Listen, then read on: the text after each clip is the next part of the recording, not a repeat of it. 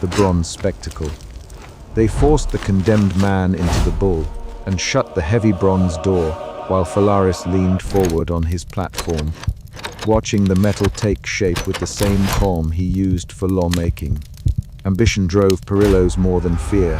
He had pursued a single, hard promise, fame and favor from a ruler who paid spectacle with gold. The courtyard filled with a thin, stunned applause as flames licked the bull's belly. The sound shift was deliberate, engineered to turn a human cry into a mechanical howl. The narrator records the moment without flourish. The device worked the way Perillos had drawn it, and the crowd learned a new scale of obedience that night. Perillos had built machines before, but this one changed his life.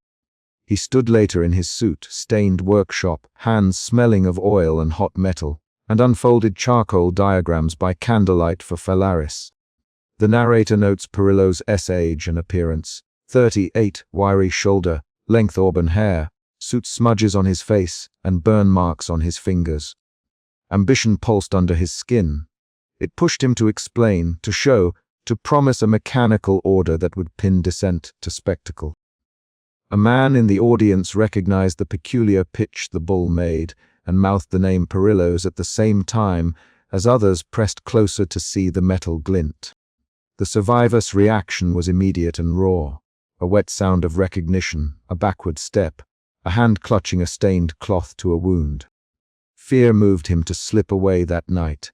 Perillos' ambition set him to polishing bronze the next morning. The narrator files the sequence with clinical detail. Inventor, patron, victim, audience roles that would trade places before the cycle ended. The first public roasting opens the chapter and establishes stakes plainly. The central problem is visible in the first exchange. A ruler uses engineered spectacle to enforce obedience, and an inventor must choose whether his craft will be celebrated or used to destroy him. The courtyard scene shows Phalaris testing the limits of spectacle, and it forces Perillos to answer how far he will let his design travel for the promise of reward. The narrator keeps to measured sentences but records what everyone saw: the bull, the flames, the crowd's silence. Perillos' workshop sits behind narrow streets that smell of coal and animal fat. He spreads sketches on a wooden table, fingers smearing charcoal along an edge, and says, "Phalaris, the chambers will carry sound like an instrument." Phalaris answers from the doorway, cloak brushing the floor. "Make it sing first, Perillos." "Make them listen," Perillos replies. "They will listen and obey." The exchange is practical, short.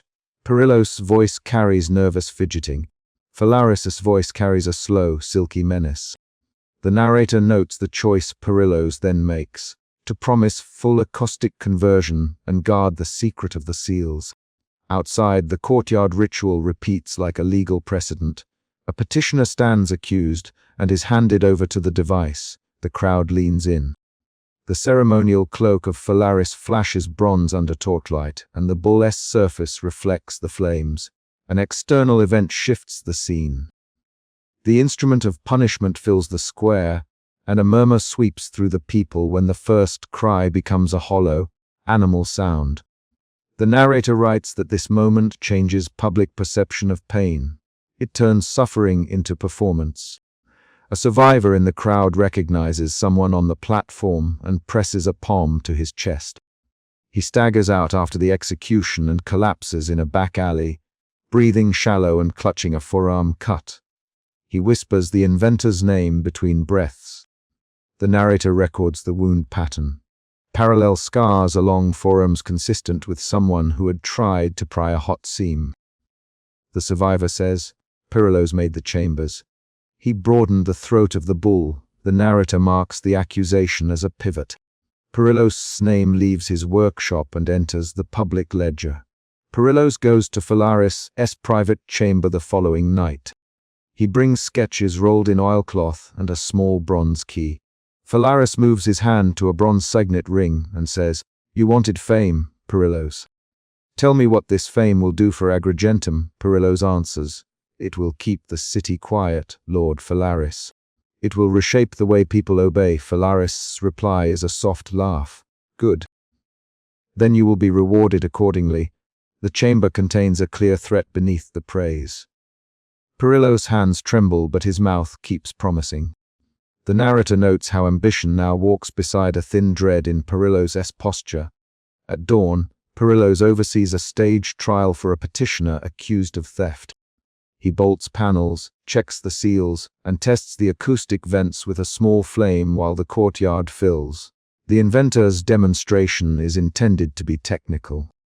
He describes the vents, the baffles, and the internal tongue that warps the scream into a lower timbre. He points to a charcoal diagram and says, this will carry the voice through the neck and out the mouth as a different animal.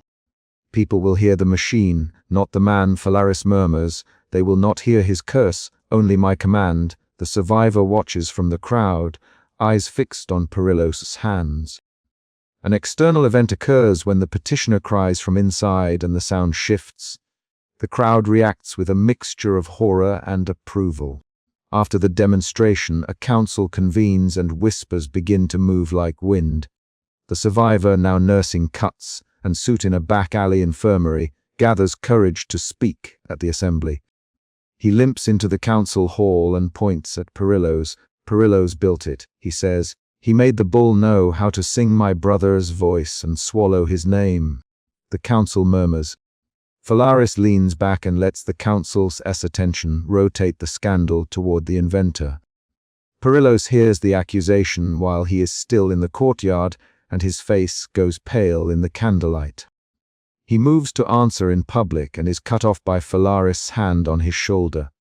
The narrator records the shift. Blame transferred from ruler to craftsman, and a new danger closes on Perillo's. Perillo's tries to defend himself with technical words. My work is neutral, he says, voice tight. I make machines that alter sound. I do not choose the sentence, Phalaris interrupts. Perillo's, you gave the city a voice we can shape. That is enough. The argument becomes a public negotiation of culpability. Councillors whisper about guilt and craft. The narrator notes an emotion shift inside Perillo's. From pride to doubt to dread, he begins to calculate the cost of fame. In a private corridor after the council, Perillo's faces Phalaris alone. Phalaris' tone is flat. You wanted to be remembered, Perillo's. Now choose what remembrance you will have. Perillo's answers with a quick burst. I only wanted to change how people hear order. Phalaris' hand lands on the bronze ring and he says, then you will teach them the price of audacity. Rapid dialogue follows in 3 short exchanges. Perillo's, you cannot mean to use your own invention on its maker. Phalaris. Perillo's, I can and I will. Perillo's. Phalaris, no, the narrator records the bargaining as a concrete confrontation, not a speech. Perillo's looks at the bronze key in his palm, the same key he used to test seals. He hears the clink of chains down the corridor. The external event arrives. Soldiers at the door to take Perillo's for an exemplary sentence. At the execution platform, Phalaris speaks to the crowd and states the sentence without showy rhetoric. Perillo's will enter the bull forged of his own design. The inventor is brought forward with hands bound. He tries to speak, to name the technical flaws, to plead. Phalaris' voice cuts through. Perillo's shaped the voice. Let him hear what his voice becomes. The narrator places this beat as the chapter's climax, and the descriptions narrow to the mechanics of choice. Perillo's tugs once at his bonds and says, Phalaris, you promised reward. Phalaris replies, I promised obedience. You delivered a tool. That is your reward. The crowd leans forward. The metal door shuts on Perillo's shoulders. Inside, he can smell hot metal and oil, and the tightness oppresses him. He paces against the bronze seam with his shoulder and listens to the crackle. The narrator notes Perillo's breathing. Forced air, the sound of calculations still turning in his head even as smoke fills the interior. Outside, Phalaris watches with an expression that registers satisfaction and a faint, almost imperceptible tightening around the jaw. The survivor in the crowd covers his mouth and makes a small sound that is not a sob. As flames press against the bull's belly, Perillo's tries one technical measure. He shifts a tiny valve with his burned fingers in the hope of choking the vent and changing the acoustic path. He acts because engineers act when desperate. Hands move, adjustments attempt control. The metal heats, his skin blisters where it presses the seam. He says, "Phalaris," but the bull's throat reshapes the syllable into a growl. The narrator writes the concrete detail of his attempt. A small bronze key turns, a vent narrows, and the sound changes register. This is an internal attempt to regain agency expressed through a physical action. Backstage, a counselor argues with Phalaris about spectacle and honor, and they exchange sharp lines. "Phalaris, this will mark us as cruel," one says. "Phalaris, silence will hold us together," answers the ruler. The argument contains 6 short exchanges as voices rise and fall. The narrator documents the debate as a series of tactical moves rather than moralizing rhetoric. Phalaris' decisions are political. The counselors respond with calculations about power. Outside the bull, the crowd's reaction is uneven. Some whisper admiration for Phalaris' boldness. Others avert their gaze or clutch at each other. The survivor slips away after the execution and collapses near the burned bull with new scars from a fight during the escape. He speaks to the narrator in a low voice. Perillos made it possible. He made the scream into a bronze animal. The narrator records the survivor's physical state: hollow cheeks, trembling hands, stained cloth pressed to a forearm, and notes the moral inversion. Creator and victim had traded places in the public ledger. At midday, news travels that factions within the city will no longer openly oppose Phalaris. The bull's spectacle has bought control. Perillos' fate becomes a lesson. Ingenuity decontextualized yields instruments of control. The narrator lists events as evidence. Fewer disputes in the market, fewer complaints in the hall, more people avoiding council sessions. These are concrete observations that show the device's effect on civic behavior. The narrator does not interpret beyond the recorded facts. An unexpected reveal arrives when a minor official admits in private that he had altered trial records to produce the petitioner needed for the demonstration. He says, "The man was convenient. We moved the paperwork." This twist shifts blame again. Perillos built the machine, but others manufactured the excuses. The narrator notes the new evidence and how it reconfigures culpability. Perillos' earlier pride becomes a trap bolstered by systemic cooperation. Perillos' final hours before the execution replay in the narrator's ledger. A hurried walk through the workshop, fingers closing over rolled charcoal sketches, a last touch to the bronze key. He stops at a simple wooden box and slips a folded scrap of paper inside his leather-bound satchel. Then soldiers take him. The narrator documents these actions as choices, small, concrete acts trying to secure meaning before a public death. Ambition still fights beneath the skin. Within it a new fear sharpens. When the flames die down and the bull stands blackened and cracked, the public has learned to equate spectacle with justice. The survivor tends his wounds on a rough pallet and counts the cost. The loss of his brother, the scars along his arms, the knowledge that a maker sits dead inside the metal he once admired.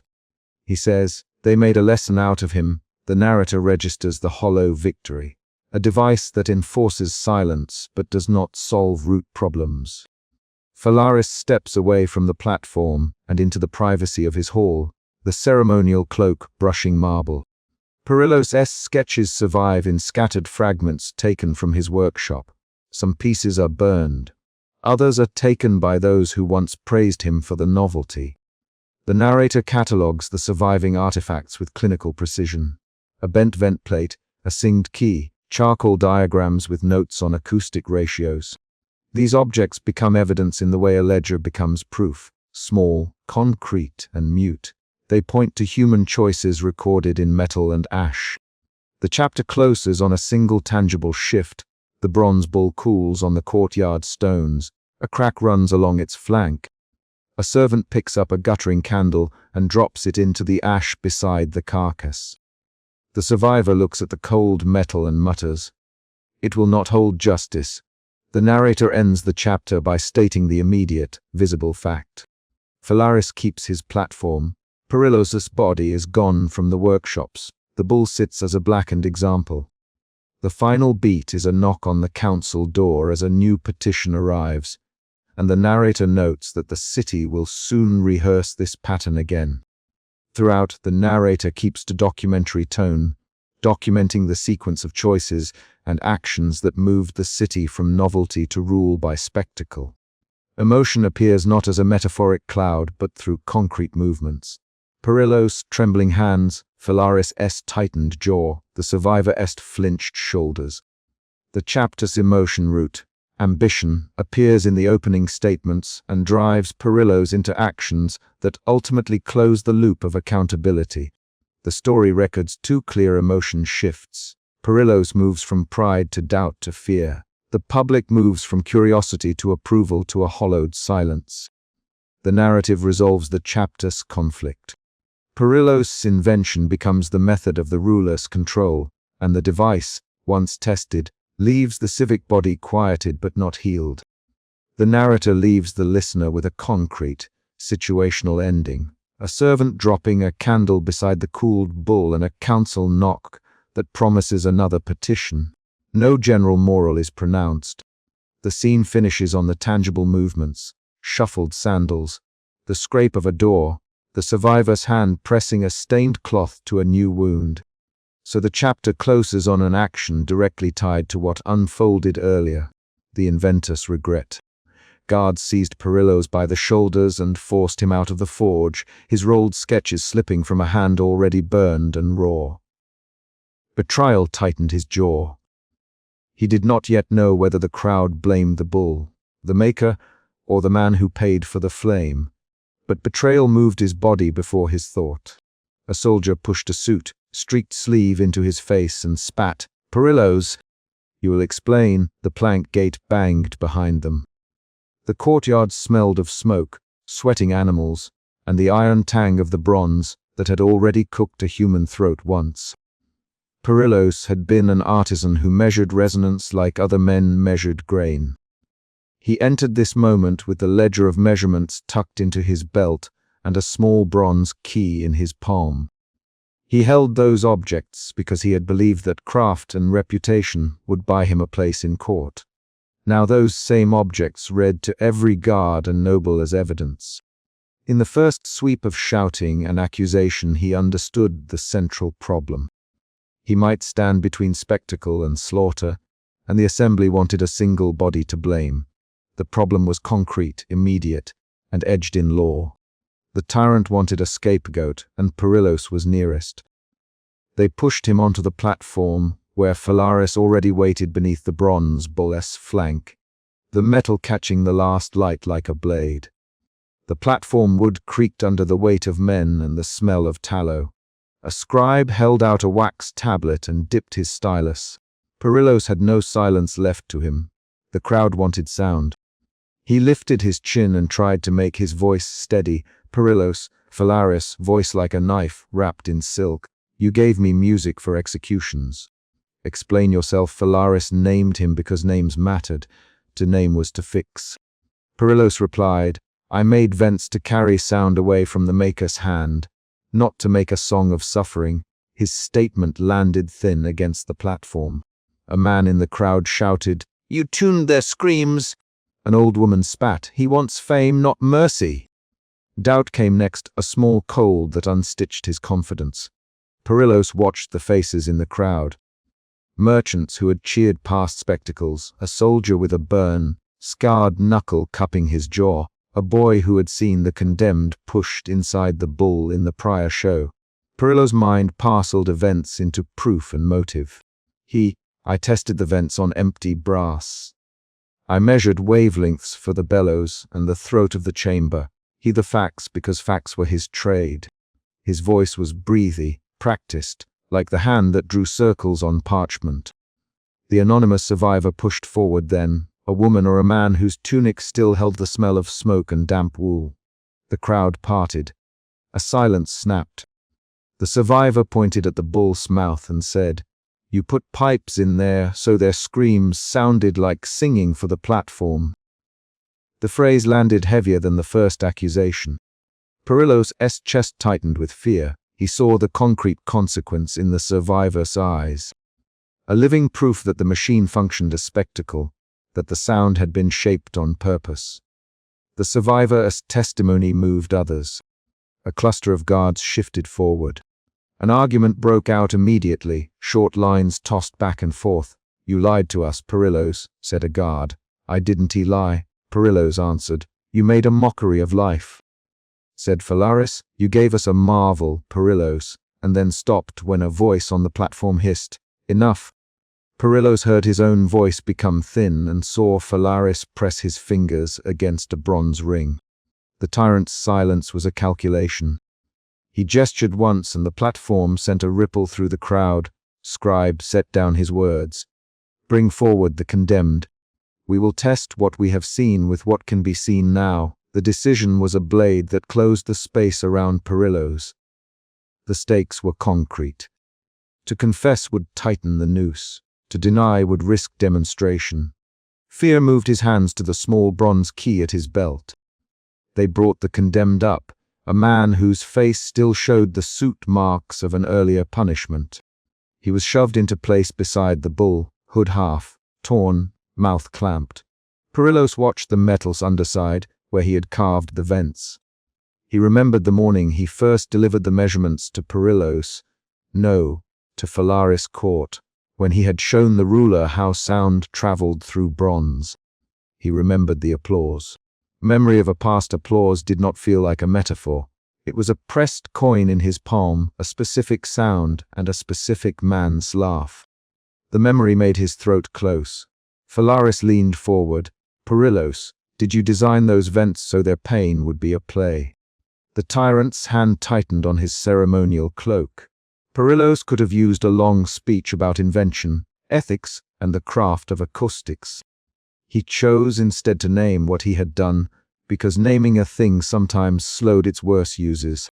"I shaped passages to reduce smoke's whistle and to let sound out so the metal would not explode," he said. "I did not design agony as a chorus."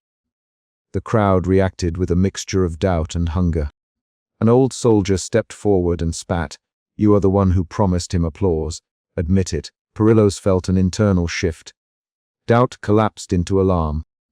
His fingers closed around the bronze key until the ridges dug into his palm. He could feel the instrument he had carried for years as both a tool and an emblem.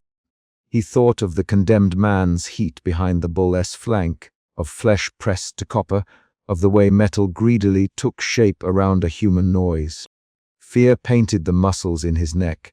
Then resolve rose, small and burning. "I can show you the seam," he said suddenly. His voice had a new edge, mechanic's certainty backed by a maker's shame. "I can open an access point, so you hear only what I intended to control." Perillos lunged toward the bull's flank and thrust his hand along a line of rivets.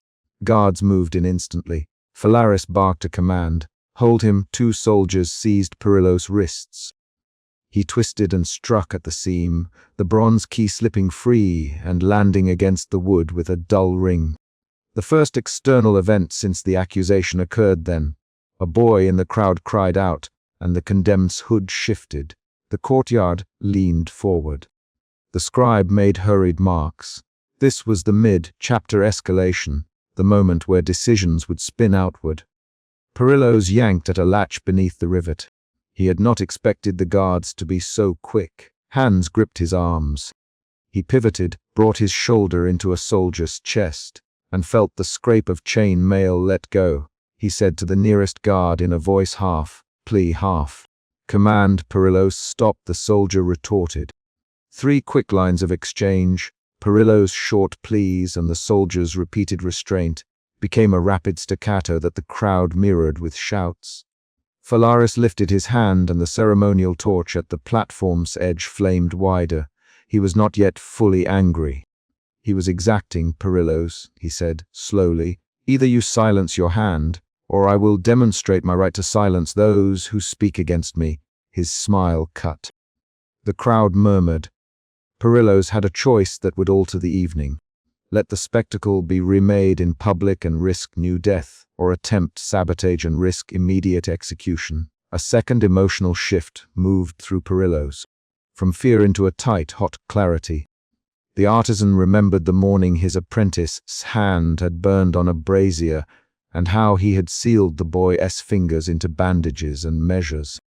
He remembered that he had once tried to make a machine safer by cutting a vent, not for spectacle, but to save a life. That recollection was a concrete memory that shaped his action now. He would try to prevent another killing, even if it meant his own fall. He forced his weight against the guards and managed to wrench his wrist free for a second. He snapped the bronze key in his hand with a small, practiced motion and jammed the broken key into a seam he knew because he had designed it. Metal shrieked on metal. A guard struck his shoulder with the flat of his sword. Perillos felt a hot pain bloom and then recede through shock. "Perillos!" Phalaris shouted. The crowd surged toward the platform's edge, like a tide of faces. There followed a short violence of motion. 3 guards bore down. Perillos shoved at the seam with his shoulder and knees, and the condemned man made a strangled sound behind the bull. The key scraped, the seam gave a fraction, and a plume of smoke pushed out through an unexpected vent. For a heartbeat, the sound that emerged was not the bell, like chorus Phalaris had enjoyed, but a choking rattle. Someone screamed. The courtyard dissolved into chaos as guards attempted to drag Perillos back, and Perillos' fingers clutched at the broken metal like a man clinging to a rope. The climax unfolded with the raw immediacy the outline demanded. Perillos' sabotage did not stop the bronze from heating. It altered how the flames drew, how the air pushed through the bull's interior. In the smoke the condemned coughed, slumped, and then, depending on the uncertain moment, either slid down within the metal or fell forward. No clean moral is offered here, only the recorded event. Phalaris lunged, cloak flaring, and struck Perillos across the face with the back of his hand. The artisan's eyebrow split. Blood mixed with soot. A rapid exchange of orders erupted. "Seize him!" "Hold the bull." "Get the scribe!" Perillos' hands were bound later with thin rope, while the condemned's body, if it survived, was dragged away. The crowd did not disperse. It watched like a hive waiting for its next taste. The soldier who had struck Perillos shoved his boot into the artisan's ribs and hissed, "You made this bed. Lie in it." Perillos tasted iron when he tried to speak. His reply was a low sound, but it carried. "I did not intend massacre. I never intended that." The claim was concrete. It was a statement about an act and its intent, not a plea to fate. They dragged Perillos along the courtyard edge toward the prison. The anonymous survivor staggered back from the platform, clutching at a sleeve. He pressed a palm to the forehead and coughed. Someone helped them steady. The survivor's eyes met Perillos for a single second, and then slid away. Perillos felt an emotion he had not allowed himself earlier, shame that sank into bone. That shame altered his posture. It made him walk smaller as guards chained his wrists. Later, when the platform quieted and the torchlight burned lower, the scribe moved through the pressed crowd and slipped into an archivist chamber. He carried with him Perillos' rolled sketches, charcoal lines on brittle paper, and a separate ledger bound in leather. The scribe had been recording everything during the court episode. He had also heard a phrase that made him curious. A note in the margin about a failsafe and the names who had urged the bull's creation. The scribe hesitated in the doorway, then slid the papers under his robe. This is the chapter's denouement. The immediate spectacle had ended, but documentation had begun. The scribe's concrete action, pocketing the ledger and the rolled sketches, was not an abstract promise of justice. It was a specific deed that set future events in motion. The narrator notes where the ink pressed through a page and which names were circled. Those marks matter. They will matter again. Perillos was bound and carried toward the lower cells. Guards walked with a purposeful rhythm. One of them, the soldier who had argued earlier, spat once more and said, "You will learn why we keep the law." Perillos kept his eyes on the paving stones. counting the cracks in a way that measured distance, not time. He focused on the small things that engineers always notice. The grain of the wood in the door, the weight of his own boots, the way rope cut into wrist skin. Inside the prison corridor, Perillos was shoved into a narrow cell and dropped onto a pallet. His hands were still bruised. The light from a slit window marked him in a single rectangle on the far wall. He breathed with tight, measured inhalations and inventus rhythm. He listened for footsteps. He waited for the next action. The immediate legal machinery had chosen a spectacle and a scapegoat. Now it would make a record of guilt or innocence. Perillos had set in motion both ruin and, possibly, rescue. He thought of the small bronze keys, broken fragments still in the seam of the bull. He thought of the survivor's look and the scribe's furtive fingers. The scribe did not destroy what he took. He catalogued it in careful, clinical lines. He copied a name and added a marginal note. He wrote the exact phrase the survivor had used. That action, transfer of a record from the platform to the archive, solved one immediate problem and created another. The scribe's decision would enable someone later to trace who had urged the bull's construction. It was a concrete pivot that changed the probable future. Perillos' chapter closes with an act that ties the chapter's conflicts together. He is bound, wounded, and carried to a cell while the scribe locks the ledger inside a chest and closes the chamber door. The final image that evening is not a moral pronouncement, but a single concrete event. A small candle guttering beside an archived ledger as the scribe slides the key into his pocket. The last sound is the iron latch clicking shut. The chapter leaves the court and the broken bronze key behind and deposits one fact into the record. Names exist on paper and paper can be found. This chapter has moved from accusation to confession to sabotage and then to documentation. It contained a mid-chapter cliffhanger when Perillos lunged at the seam and guards closed on him. It included two clear emotional shifts, doubt to fear, fear to forced resolve, and it honored concrete detail over abstract feeling. The scene ends with Perillos bound in a cell and the ledger hidden in an archivist's sleeve. The next decision will be based on those two plain truths. The platform is empty. The bronze bull cools under the watch of men who insist they will maintain order. The scribe leaves the archivist's chamber with a weight in his robe that is not gold and not flame but ink.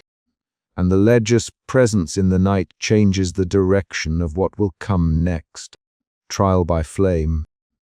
A man stumbled into the ceremonial courtyard, blood bright on one sleeve, and collapsed at the stone lip of the tribunal while a stained cloth fluttered from his hand. He shouted the name Phalaris and shoved the cloth toward the platform. Men around him seized the motion and the courtyard froze. Betrayal shaped every movement that followed. The survivor wanted the court to see a crime, wanted the ruler to be forced into answer. Guards reached for him. Voices rose.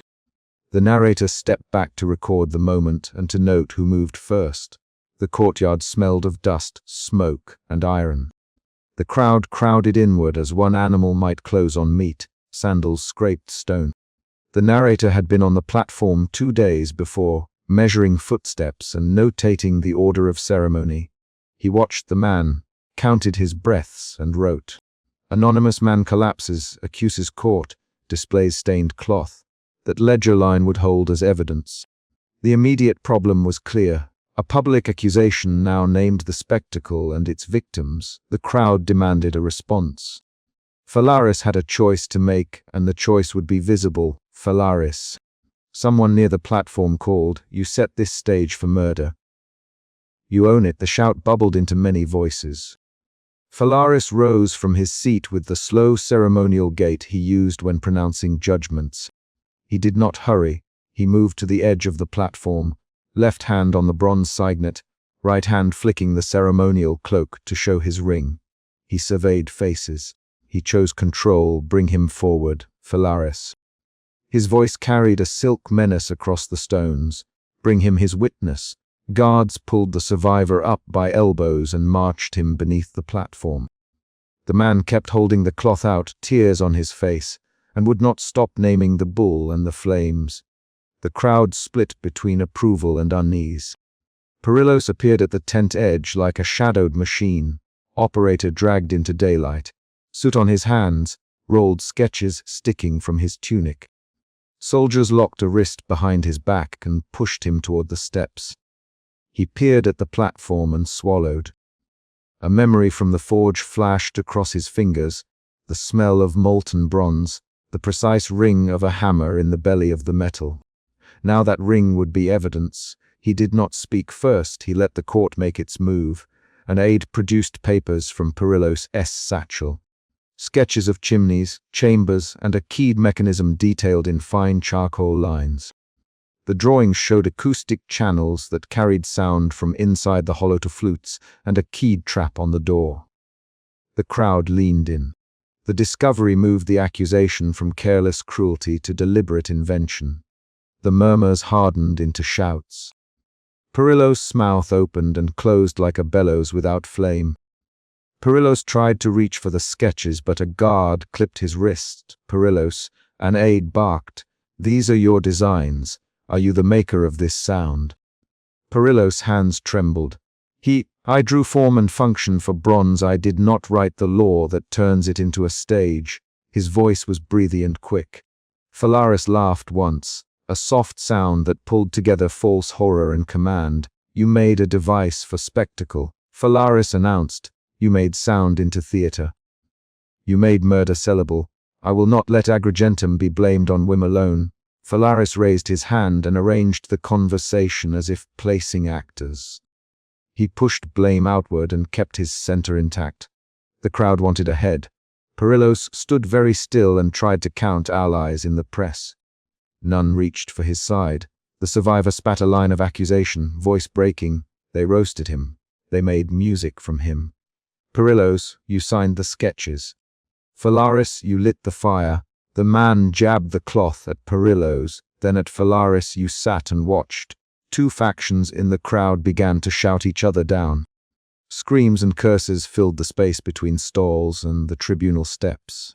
The narrator lifted his pen to the ledger and made 3 quick notes. Accused, Perillos. Accused, Phalaris. Public outrage escalates. Perillos pitched forward in sudden movement and said, "I wanted favor. I wanted coin. I did not want this." His hands were only half covered in soot. His fingers were stained with burn scars. He swore, "I did not put the key in the hand of any tyrant." His lines were short. He mentioned the key that lived in his pouch, the small bronze object he kept as a signature. The Roman square of the crowd registered the detail. Some men recalled seeing the key by Perillos' bench. "Prove it," Phalaris snapped. "Prove whether you built cruelty or whether you built craft."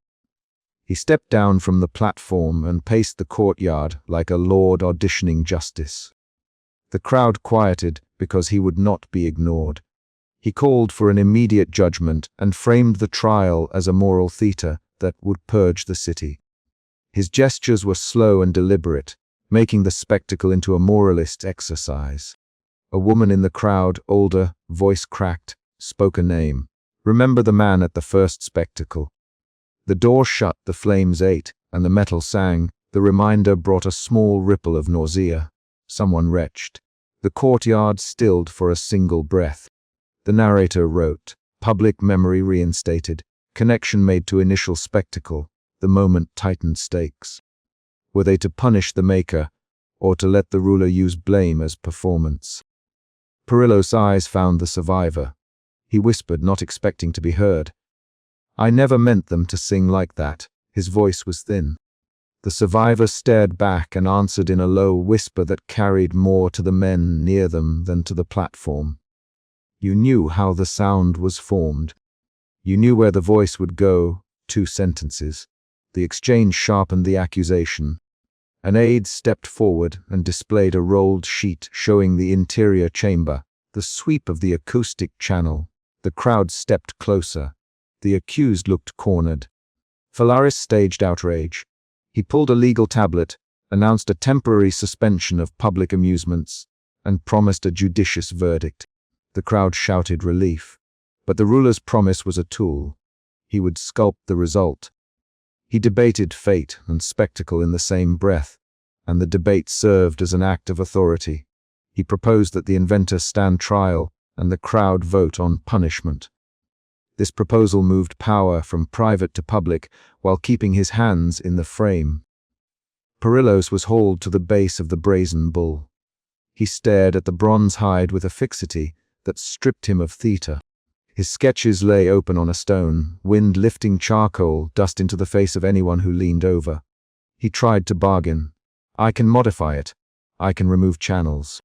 I can unmake the flute." Guards tightened their hold. Perillos' voice rose. "Do you want me dead for what I built, or do you want a law against spectacle?" His question landed like a rock. A murmur ran the length of the courtyard. Phalaris responded by refining the performance. He announced a symbolic punishment to satisfy the crowd and to leave his authority intact. "Perillos," he said, "for violating the public trust. You will take the place of your device." The sentence landed on the stone like a hammer. Around the courtyard, people reacted with a mixture of approval and a sudden curdle of doubt. The choice was theatrical, a maker inside his own machine. The crowd moved from curiosity to expectation. Perillos swung his legs to look up at Phalaris. He tried 3 times to place words that would make the ruler hesitate. Each attempt failed. "Phalaris, listen." "Perillos, stop." "Phalaris, you do not." Were cut off by guards. The exchange became a short volley. 3 interrupted lines, each one a failed attempt to stop motion. The narrator marked the exchange as rapid rebuttal. The court closed, the heavy bronze door swung, and Perillos' fingers brushed the key at his belt in a movement that the narrator recorded. The door shut. Flames licked under the bull. The ritual bell rang once and then twice. For a breath the crowd wanted sound, an entertainment made whole. Then the mechanism faltered. The metal groaned, the keyed flute jammed. A sound leaked from the bull, not a designed chord, but a stuttering, human break of voice. Men around the courtyard fell silent. The machine failed to translate agony into ordered music. The crowd's appetite thinned and shifted into a startled recoil. An aide hissed. "It's stuck." "The key does not turn." Guards checked hinges and handles. Phalaris' face did not change at first. Then a muscle near his jaw ticked and his calm mask splintered. He barked orders to keep the fire steady. A dozen men obeyed and the flames continued, but the mood had changed. Where once the ritual had promised catharsis, it now produced doubt. The court's theatre had become brittle. The survivor watched the smoke curl and tried to press his cloth into the hands of a magistrate. He quietly, "You wanted to be seen. Now you watch what you made." His hands shook. The survivor's breath came in a ragged rhythm. He stumbled away from the platform as if pulled by an invisible rope. Guards intercepted him but let him stagger. The narrator recorded the survivor's exit as a warning given and not fully heard. Night fell and the courtyard emptied. Torches guttered. The narrator sat at a table under a single candle and wrote the ledger entry with deliberate pauses. He listed names. Perillos, confined in the Brazen Bull. Phalaris decreed punishment by public will. Anonymous survivor, public accuser. Aid, reveal of acoustic design. He closed the ledger and snapped it shut as if to make the record final. The page ended on a concrete action. The ledger was shut, the ink still wet, and the narrator set it in the chest where he kept the city's account. Perillos did not appear again that night. The courtyard offered only a curved shadow where the bronze had cooled and a faint smell of singed metal. In the palace, Phalaris returned to his chamber with the ceremonious cloak folded across his arm and the bronze signet heavy on his finger. He met with close advisors who argued on whether to break the key and denounce Perillos entirely. Phalaris listened, and then made a decision in his usual measured tone. He would keep the spectacle and reframe it. He would present Perillos as a cautionary maker and claim the city's safety as his immediate cause. The survivor walked away with slow steps, clutching the stained cloth to his chest like a talisman. He did not look back. He limped through alleys where children peered and adults stepped aside. The wound on his sleeve marked him in a single glance. He went to a small room outside the city gate, sat on a low stool, and pressed his palm to his mouth to stop an involuntary tremor. He whispered the names aloud, again and again, as if saying them would make them stick. Perillos. Phalaris, he repeated them until he could speak no more. The next morning the narrator wrote a final line that closed the chapter. The court had staged a punishment that preserved the ruler's image and sacrificed the maker. He added, in careful notation, that the machine had failed to make song and that the public's appetite had curdled into doubt. He recorded the survivor's accusation as evidence of a public conscience waking. The ledger sat heavy on the table, its pages full of exact movements. The narrator snapped it shut, and a servant carried it to the archives under lock. Outside the palace, a single candle guttered beside the blackened bull. Ash settled in the hollow like a record of flame. The survivor left a smear of cloth against the bull's flank before he moved on.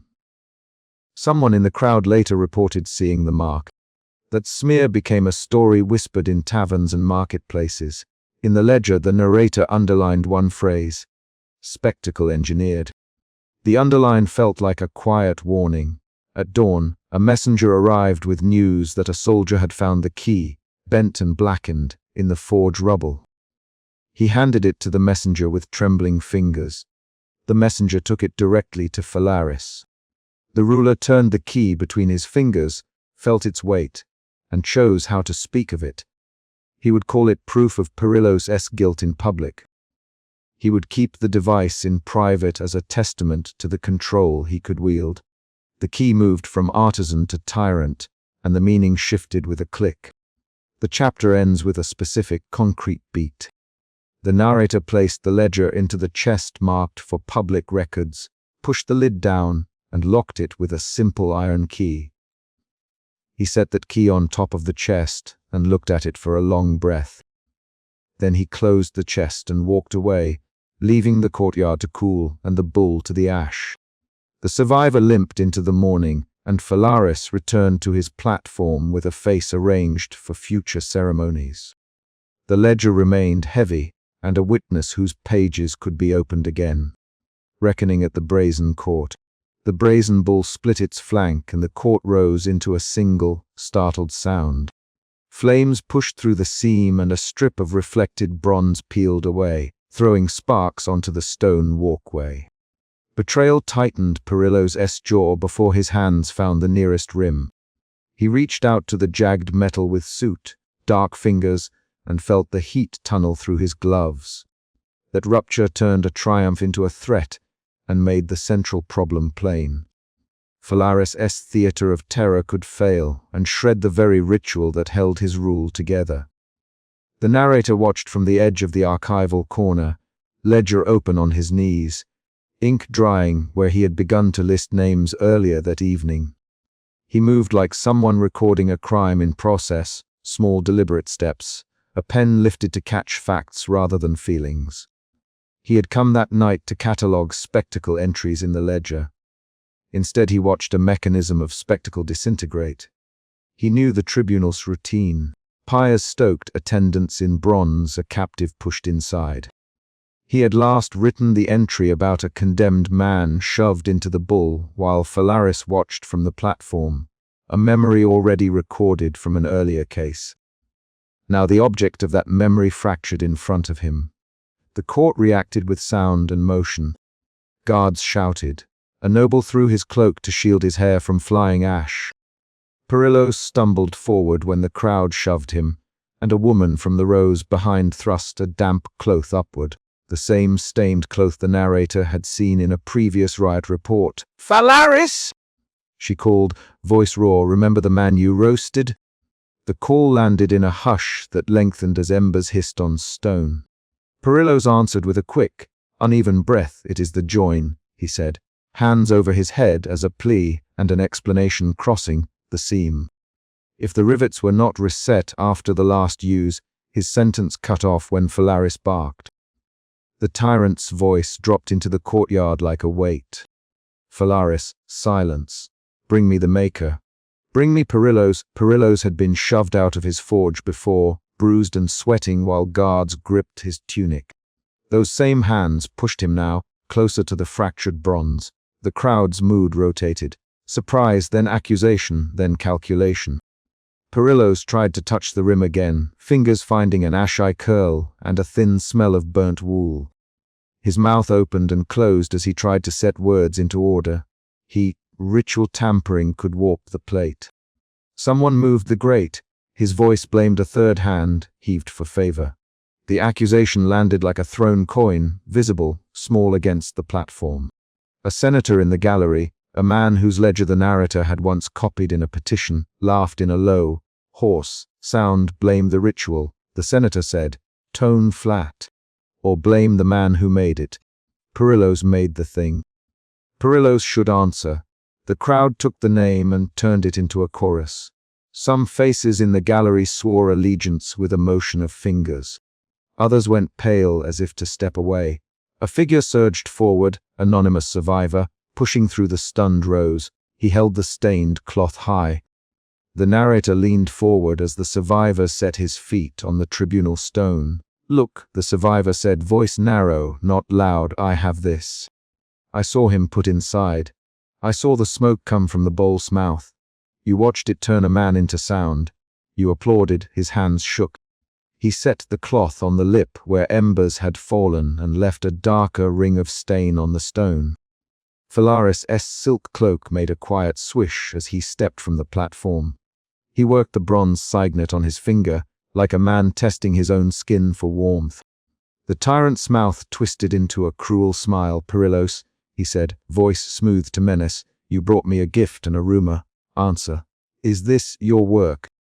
Perillos spat ash into his palm and the motion read as both defiance and a plea. Not my intent, he said, not my design. I wanted the sound to echo like horns, to make the voice of justice ring. He raised his chin as if that could get him favor. But his eyes flicked to the crowd and found the stained cloth. Silence sharpened into accusation. A senator climbed down into the easel with a damp ledger clutched at his ribs. He held it up like evidence. Here, he said, breath short, payments. Names, times. Phalaris signed some of them himself. He flipped a page so the dry ink showed where a number had been crossed. The crowd leaned in. The ledger's reveal changed the calculation of the court. Men shifted. Old alliances cracked. Some nobles who had applauded the spectacle now lowered their heads. One by one, voices that had kept quiet before gave voice. Murmurs became mutters. Mutters rose to open complaint. He took money. He chose holiday dates for killings. He wrote the names himself. The narrator recorded each exchange. Pencil tapping his journal margin like a metronome that refused to stop. Phalaris' face narrowed. Who gave you that ledger? He demanded. His order flowed out like a command that expected immediate obedience. Guards moved toward the senator who held the book. They moved with the certainty of men who had always found obedience easier than choice. One guard seized the senator's wrist and tried to wrench the ledger free, hands clenched. The survivor stepped between the guard and the senator as if to protect the book. Don't take that, he said. Do not hide what is on those pages. A senator farther back shouted, Shut him! The word was answered by hands closing around the ledger, and a scuffle started at the easel. The crowd shoved against itself. Robes and cloaks tangled. A ripple of panic moved. Some people fled toward the courtyard exit, others surged forward to see more clearly. Phalaris' control narrowed to a single option. He leaned toward the platform rail and announced an immediate execution to restore order. The choice was the kind of blunt instrument he had always used. Spectacle to silence dissent. Seize a captive, he said. Feed him the bull. Let the world remember the cost of defying order. His sentence set a plan rolling. Guards moved to close ranks and drag the nearest captive forward. The decision was a violent bluff meant to reassert the ritual. At that instant the crowd answered, only not in the way Phalaris intended. A group of men who had once accepted his pageantry now recognized the ledger's stink. They pushed through the line where guards were hauling the captive. Hands seized a wrist. A noble's grip found the tyrant's cloak. Shouts of "No!" and "Stop!" tangled. Someone shoved Phalaris from behind. The Emily that followed was immediate and ugly. Chairs toppled, a torch hit stone and guttered into a pool of ash. The platform became a tangle of robes, armor, and those who had once stood to applaud. Guards who had stood certain began to hesitate.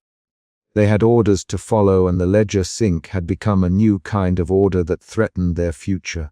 A ring formed. Motions of hands had weight like law. In the chaos, Perillos crouched beside the bull's seam, breath rattling. He had been shoved into the center before. This time he did not plead. His fingers trembled as he watched the crowds pull. The narrator noted each movement with the mechanics of a recorder. A falling torch, a slipped sandal, a man's hand on the platform rail. He watched Phalaris caught by those he thought loyal. A guard's face broke into an expression that the narrator had seen before in other lists of betrayals. Confusion first, then the hardness of decision. That hardness cleaved the night. The guard's arm moved, and he grabbed Phalaris, not to protect him, but to drag him. "Phalaris!" A voice cried, "See what your bronze has done." The guard's grip became both accusation and action. There was no time for the tyrant to order strategy. His hands clawed at cloak and ring while nobles watched and chose sides. Phalaris struggled. Traitors, he spat. Traitors all. He struck at the nearest hand and failed. Perillos stood, hands smeared with ash, and for the first time his voice sounded small. No, not like this. He did not say it to the crowd. He said it to the metal he had made and the man who had paid for it. The crowd pushed Phalaris toward the cracked belly of his own machine. Men forced him into the hollow, and the heavy bronze door fell into place with a grinding sound that matched the night's earlier fracture. Some in the crowd cheered, others held back, unsure. The narrator watched Perillos as he sank to his knees at the bull's slip, fingers dragging across stone and ash. He saw the inventor's chest heave with an effort that read like a prayer and not one. The crucial sounds after that were not speeches but actions. Someone shuttered the brazier that had been feeding the bull. Another wrenched the iron key from a guard's belt. A senator who had earlier called for calm now pressed his palm to the bull's flank to feel its heat and said, "No more." The act of pressing skin to metal proved the change of allegiance. It made politics tactile and irreversible. Inside the bull, Phalaris banged at the bronze with nails and with the heel of his hand. His voice came out, "Ragged, you will pay!" He shouted through the metal, and the sound reverse, etched back into the court like an animal trapped against iron. The narrative of the night swung. A man who had turned others into sound now produced only muffled curses. The crowd's cry dimmed as the machine turned back on its author. The narrator rose and moved closer to Perillos. He placed his ledger on the lip and wrote the name of the tyrant across a fresh line. He wrote 'cause ink carried weight. It made the event a thing that could be checked and counted later. The ledger had broken an allegiance. The ledger would keep the record. He wrote, "Phalaris, inside bull, public seizure, names listed." The action itself felt like a transaction, the world trading theater for testimony. Perillos' collapse came with few theatrics, only an exhausted exhale and then knees hitting stone. He curled inward and pressed his face to his suit. Streaked hands, "I never intended," he said. Voice thin, "I wanted sound." He did not finish. The crowd's reaction to his voice was complex. Relief braided with guilt. Some men shouted for mercy. Others spat in anger. There was no consensus on forgiveness. Two senators argued in clipped lines while the crowd swayed between jubilation and nausea. "Leave him there," one said. "He is dead by his own instrument." "No." The other answered, "We must record this. The law will not rise from vengeance alone." They exchanged a flurry of short lines, a negotiation of immediate decisions that would determine whether the night became a purge or a trial. The narrator watched them choose record over immediate retribution. They lifted the lid of the bull and found Phalaris breathing, eyes half closed and lips moving with curses. The choice to keep him alive shifted the spectacle into an instrument of justice, however messy. A sudden discovery changed the trajectory again. A senator thrust his hand into a hidden cavity near the bull's hearth and pulled out a small bronze key, Perillo's signature item. The key had been left on a bench earlier unnoticed. Bringing it out in the open proved something concrete. Perillos had been present with a key that fit this machine.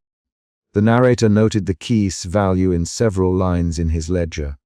It tied the maker physically to the instrument in a way Murmur could not. The survivor who had held the cloth turned and addressed Perillos directly. "Perillos," he said, voice steady now, "you knew what this would do." Perillos lifted his head and met the man's hazel eyes. "I knew sound." "Not this." He pressed his fingers to his burned hands and let them fall away. The admission landed like a small apology and a larger refusal to deny responsibility. The narrator wrote both the admission and the survivor's name on a single margin line. At dawn the court's energy fractured into smaller motions. Deputies carried the broken instrument to the side. Men who had shouted for blood now argued about confinement and trial. The narrator recorded the committee that formed, 2 senators, a steward, and the survivor who would decide the next steps. They moved with a procedural steadiness that recalled the narrator's own work, to turn chaos into recorded order. Perillo stayed at the bull slip, head bowed. He wiped ash across his face and breathed shallowly. A noble knelt and offered water in a cracked goblet. Perillos took it and drank without looking up. "Perillos," the narrator softly later as he crossed his ledger's page, "you will be called to account." Perillos' voice came in a small, even line. "Then hold me to it." He did not plead for mercy. He asked for process. The request shifted the crowd's energy again, the emotion changing from hunger for revenge to a desire for formal reckoning. That was one of the night's emotion shifts. Accusation turned to demand for procedure. By mid-morning the crowd had thinned. The narrator closed the ledger's cover for a moment to mark the immediate outcomes. Phalaris detained and alive, Perillos held for trial, the survivor named in testimony, the ledger pages copied and sealed. He watched the survivor speak with 2 senators in low lines, exchanging names, dates, and the memory of those taken into the bronze. Conversation turned into planning. The narrator recorded a list of those names. His hand did not tremble. The final, decisive action came when the committee ruled that Phalaris would be held in the city's tower and face a public hearing. The tyrant's removal from the platform changed the city's power balance immediately. Men who had stood near the platform breathed as if released. The crowd's jubilation dulled into fatigue. Perillos, who had expected fury, now faced a different kind of reparation. Testimony, examination, and a ledger that would not be erased. The aftermath carried private reckonings. Perillos sat alone in a dim storeroom, fingers extended. He picked at the burn marks on his palm and then stopped, as if surprised by his own hand. He nothing at first. The survivor came to him and put a hand briefly on his shoulder, the touch small but charged. "You watched him die once," the survivor said. "You watched him make others sing with smoke. We will list the names. We will call witnesses." The survivor's words made process tangible. Names, lists, testimony. Perillos looked up, and the narrator could see the shape of remorse without metaphor, a slackening of the jaw, a lowered gaze, hands that would not steady enough to sketch. "I thought fame would come," he whispered. "I thought the sound would be my name." The survivor did not answer with an absolution.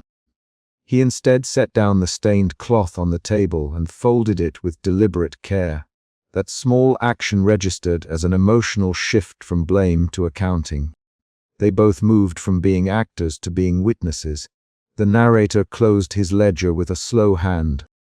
He recorded each name that morning while witnesses walked past the ruined bronze to point to a stone, a groove, a scorch mark that proved they had been there. The survivor gave 3 specific details about an execution night previously recorded. The time the torch leaned, the smell of wool, and the exact phrase the tyrant had used. The narrator matched those lines to pages he had written earlier. The memory matched the record. Perillo's collapse in public the next day became a matter of record. He would stand trial as a maker who had supplied a weapon for spectacle. The survivor's testimony would be a primary entry. The narrator's final note for the chapter read like a verdict in line form. The instrument that had turned men into sound had been turned on its author. The ledger had been opened and names inked. A process of legal unspooling had begun. In the dim archivist corner, before the tribunal emptied completely, the narrator wrote the last sentence for the night. He closed the leather ledger and pressed his palm to its cover, feeling the impression of the pages beneath. He had no hope that ink alone would heal anything.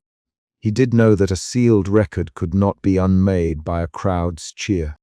He snapped the strap, placed the ledger into a case, and walked out to the courtyard. At the stone lip where the bull lay cracked, Perillo sat with his head in his hands, and the survivor stood a short distance away, holding the stained cloth like evidence. The narrator approached and placed a single sheet beneath Perillo's elbow. The day's list of events signed by witnesses. Record. Let them see what happened. Perillo's looked up, eyes rimmed with soot and salt, and met the narrator's gaze. He nodded once. The final image of the chapter is not an abstract moral. It is the ledger closing, the bronze cracked, and hands that either clenched in anger or set free a key. The chapter resolves the instrument's immediate threat. Phalaris was stripped of his platform and bound for judgment. Perillo's pride collapsed into cooperation. The survivor's testimony secured a path toward names being counted and victims acknowledged. The narrator's last recorded action was to close the ledger and mark the sequence. The spectacle had been exposed, and the record would remain. He then walked away, leaving Perillo's to the senators and the survivor to the witnesses. The ledger's leather strap snapped shut as he left, and the stone at the bull's lip still held a dark ring of stain. That closing action, the ledger sealed and the bronze left broken, was the concrete beat that ended this chapter. A physical record replacing theatrical intimidation. The narrator left the tribunal with ink on his fingers and a shallow ache in his shoulders. He did not speak about fate or new beginnings. He only took the ledger and walked toward the archive, carrying the names that would not be erased.